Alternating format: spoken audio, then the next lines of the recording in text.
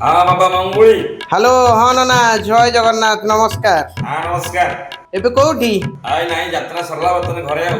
कौन मु शुणिବାକୁ पाइली 2026-27 रे तमे जाग्ञसेनी पार्टी को जाउछ। ହଁ 26-27 ରେ ଅପେରା ଯାଜ୍ଞସେନୀ ଯୋଗ ଦଉଛି। ମୁଁ ଦେଖୁଛି ବୁଝିଲୁ ନା। ତୋ ପାଖରେ ତ ସବୁ ଖବର ଅଛି ଆଉ। नन्ना एइटा पूरा सोशल मीडिया जुग।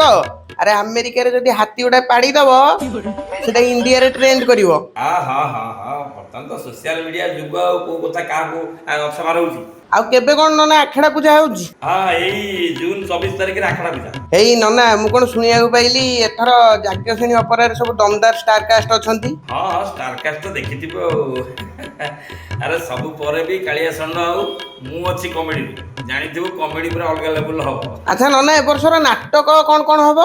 ଅତି ବଢିଆ ବଢିଆ ନାଟକ ଏକଦମ ଭାଇରାଲ ନାଟକ ଅତି ସୁନ୍ଦର ସୁନ୍ଦର ନାଟକ ମୁଁ ଯେତିକି ଶୁଣିଛି। ହଁ ଚାରିଖଣ୍ଡ ଆକର୍ଷଣୀୟ ନାଟକ ଏଥର ଅପେରା ଯାଜ୍ଞସେନୀ ପରିବେଷଣ କରିବ। ଓଡ଼ିଶାର ଆଗଧାଡିର ରାଇଟର ଆଉ ଡିରେକ୍ଟର ମାନଙ୍କ ଦ୍ୱାରା ନିର୍ମାଣ କରାଯିବ ନାଟକ। ଏଇ ନନା ବହି ଗୁଡା ସବୁ ଭଲ ହବ ତ। ଆରେ ବା କହିଲି ଏକଦମ ନାଟକ ପଇସା ବସୁଲ ନାଟକ ଏଥର ହବ। ଭାଇରାଲ ନାଟକ ଏଥର ଅପେରା ଯାଜ୍ଞସେନୀର ସନାତନ। ତାପରେ ରହିଛି କାଳିଆର ଡୋରି ଲାଗିଛି, ଭାବ ଲଗେଇଛି ଭୂତ ସାଥିରେ ଆଉ ମହାପୁରୁଷ। ବୁଝିଲ ନନା ତମ କଥା ଶୁଣିକି ମତେ ଭାରି ଇଚ୍ଛା ହେଲାଣି ଆମ ଗାଁ ମେଳନକୁ ଯାଜ୍ଞସେନୀ ଅପେରାକୁ ଡାକିବାକୁ। ଆଚ୍ଛା ବୁକିଂ କେବେ କଣ ଷ୍ଟାର୍ଟ ହଉଛି। ଆରେ ଆଡଭାନ୍ସ ବୁକିଂ ଅଲରେଡି ଷ୍ଟାର୍ଟ ହେଇଗଲାଣି।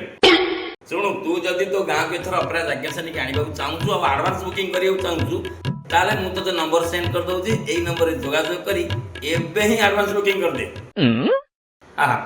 ରହିଲି ନମସ୍କାର ଆଜ୍ଞା। ମଙ୍ଗୁଳି ତ ଆଡଭାନ୍ସ ବୁକିଂ କରିଦେବା। ଆପଣମାନେ କେବେ ଆଡଭାନ୍ସ ବୁକିଂ କରୁଛନ୍ତି ଅପେରା ଯାଜ୍ଞସେନୀ?